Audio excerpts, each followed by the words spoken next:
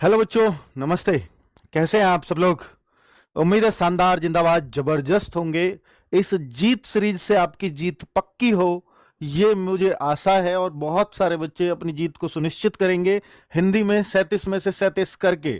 क्योंकि अगर आप 4 सब्जेक्ट में से एक सब्जेक्ट को इस बुरी तरह से ध्वस्त कर देते हो, मतलब 37 में से 37 ले आते हो, फिर सिलेक्शन शायद बहुत आसान हो जाता है।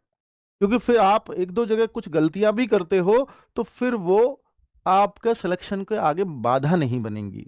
तो हमें एक सब्जेक्ट को तो इतना स्ट्रांग करना है कि भाई ये तो हमारा पूरे में से पूरा होना ही है।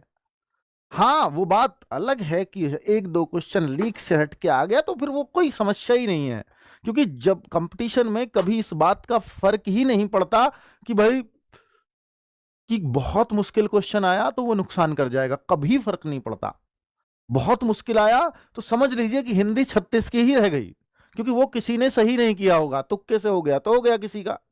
क्योंकि अब तो, और एक बात गांठ बांध लेना बच्चों, कि 2.5 महीना अब आपके एग्जाम में बचा है। और आपको अब मॉक टेस्ट से इस आदत को लगा करके चलो कि आपको अटेम्प्ट पूरे में से पूरा करना है। सबसे पहली आदत ये बनाओ कि आपको समय की कभी कमी नहीं पड़नी चाहिए। अगर समय की कमी पड़ती है तो सिलेक्शन बहुत दूर हो जाएगा आपका। तो पहला प्रण तो ये ले लो कि समय की कमी ना पड़े, इसके लिए चाहे मुझे जितने प्रयास लगाने हो मैं लगाऊंगा। तो ये क्यों कह रहा हूं? क्योंकि यूपीएसआई में भी बच्चे ऐसे ही कहते हुए आए हैं, जबकि वहां मैथ रीजनिंग बहुत मुश्किल नहीं आई, फिर भी उनको समय की कमी पड़ती चली आई। और यहां तो आपके केस में तो आधे के मैथ रीजनिंग है, लेकिन रीजनिंग ज्यादा है। और जहां रीजनिंग ज्यादा होगी वो उलझाने वाले सवाल हो सकते हैं, तो वहां समय की कमी पड़ने के ज्यादा चांसेस रहेंगे। तो इसलिए आपको पहला प्रण लेना है कि समय समय की कमी नहीं पड़ने दूंगा। उसके लिए मिनी मॉक हो या कुछ भी हो, मैं जरूर करूंगा। ठीक है? रीजनिंग के प्रैक्टिस सेट्स लगा डालिए और कोशिश करिए कि अगर आपको 50 क्वेश्चन का प्रैक्टिस सेट करना है तो 50 मिनट में इसको करने का प्रयास करूंगा, इससे ज्यादा 1 मिनट भी नहीं लगने दूंगा। तो फिर आप बहुत बेहतर कर जाएंगे। चलो, अब मैं बात करता हूं बच्चों आगे की, कि देखो ये हमारे चैप्टर्स चल रहे हैं। तो हमने पहली 6 क्लास कंप्लीट कर लिए, जिसमें हमने 7 टॉपिक्स को कंप्लीट किया है। आज शायद हिंदी का, मुझे लगता है शायद हिंदी का, अगर कोई बच्चा, एक बच्चा ये बोले कि सबसे मुश्किल टॉपिक कौन सा है, तो बहुत सारे बच्चे अव्यय को ही इसमें बोलेंगे। पर मैं अव्यय को जितना पढ़ाऊंगा उससे बाहर कुछ नहीं आएगा आज की क्लास में, जितना अव्यय पढ़ाऊंगा। और ये वादा करता हूं कि अगर आपने ध्यान दिया तो एक एक को पूरा अव्यय क्लियर होता चला जाएगा। बस अगर समझ में कम आए, ऐसा भी हो सकता है कि समझ में कम आए, कोई बात आपसे छूट जाए, मैंने बोल दी और छूट जाए और फिर हम आगे निकल गए, तो आपको बस दोबारा इस क्लास को देख लेना है। एग्जाम से पहले भी अगर आप देख करके चले गए ना, तो प्रश्न एक तो 100% आएगा अव्यय से, दो भी हो सकते हैं, तीन भी हो सकते हैं, 1 2 3 तक इसमें से प्रश्न आते हैं। तो फिर हम क्यों छोड़ें इसको? क्योंकि देखो, संज्ञा, सर्वनाम, विशेषण, क्रिया, ये जो 4 चीजें हैं ना, और बाकी 4 इसमें अगली, अंग्रेजी में पढ़ते हो ना पार्ट्स ऑफ स्पीच, तो ये पार्ट्स ऑफ स्पीच ही है, यहां भी 8। 4 वो कर ली तो उन 4 से तो 4-5 क्वेश्चन निश्चित है, तो इससे भी तो आ सकते हैं। तो बाकी 4 इसमें बचते हैं अव्यय में। बाकी 4 जो पार्ट्स ऑफ स्पीच है हम उसमें इसमें ले रहे होंगे अव्यय में। तो आज 4 चीजें पढ़ने वाले हैं, और 4 में भी एक मुख्य चीज है क्रिया विशेषण। तो एक क्वेश्चन तो क्रिया विशेषण से ही मान लो आप, और एक क्वेश्चन बाकी अवयव से। इस तरह से आते हैं प्रश्न बच्चों। चलो, तो अब हम बात करेंगे बच्चों अव्यय की।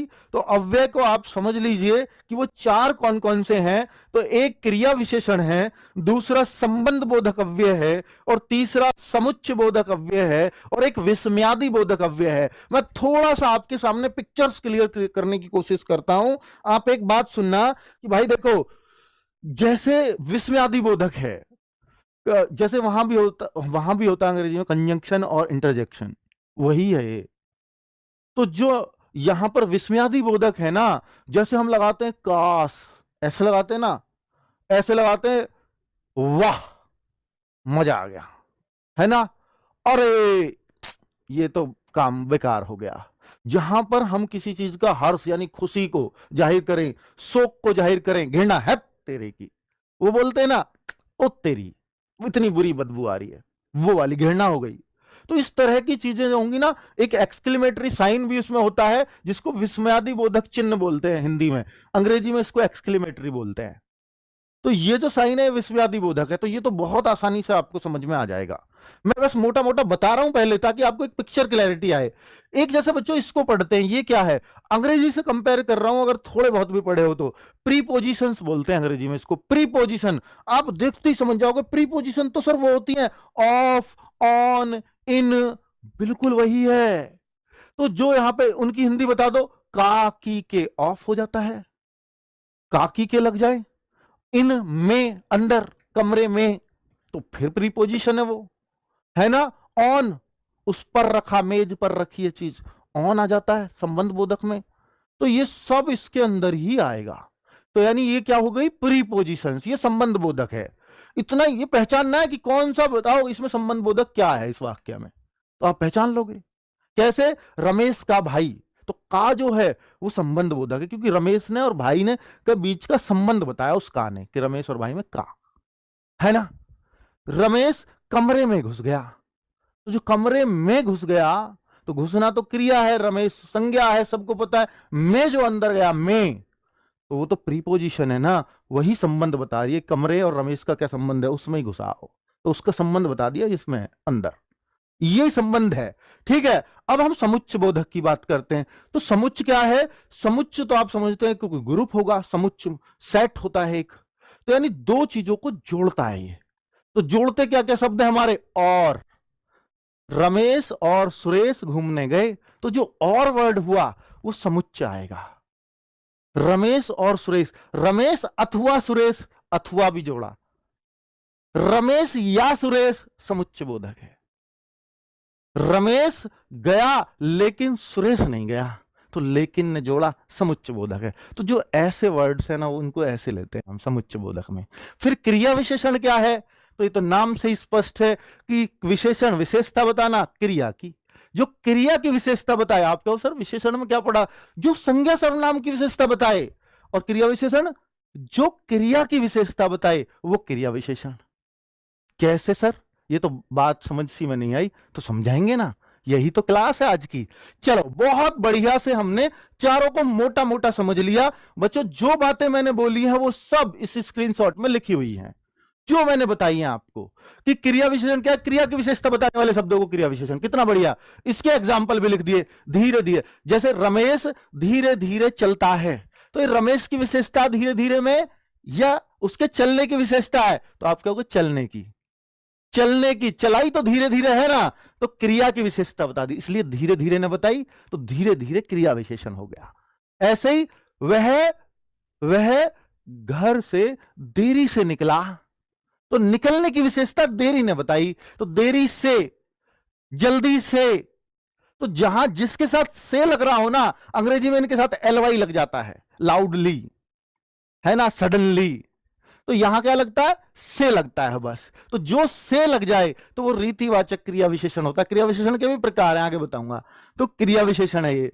तो अब अचानक कैसे, वह अचानक निकला, तो निकलने की विशेषता बताई अचानक ने। वहां, ये वहां भी होता है क्या, तो हाँ, वहां, मैं वहां गया, तो वहां जो है वो क्रिया विशेषण है, क्योंकि गए की विशेषता बताई कहां। ठीक है, आज, कल, धड़ाधड़, अधिक, थोड़ा, तो ये सब क्रिया विशेषण में आएंगे। कैसे आएंगे आगे बताऊंगा। संबंध बोधक जो मैंने आपको बताया था, संबंध बोधक भी दो तरह के होते हैं, एक समुच्चय बोधक, एक संबंध बोधक। संबंध बोधक कोई तरह के नहीं होते, उसमें यही है कि जो मैंने प्रीपोजिशन बताई, के पास, के आगे, के निकट, नियर प्रीपोजिशन है ना, के पीछे, बिहाइंड, के बिना, विदाउट प्रीपोजिशन होती है ना ये, के साथ, और का की के भी लग रहा होगा ना बच्चों, का की के, ये सब संबंध बोधक है, ये सब संबंध बोधक है। ठीक है, रारी रे मेरा नाम, सर्वनाम के साथ रारी रे आ जाता है, तो वो सब, तो संज्ञा और सर्वनाम के शब्दों को जो आपस में शब्द जोड़े वही संबंध बोधक है। रमेश का भाई, तो रमेश और भाई दोनों संज्ञा, उनको जोड़ दिया का ने, तो का है संबंध बोधक। ठीक है, उस तरह से।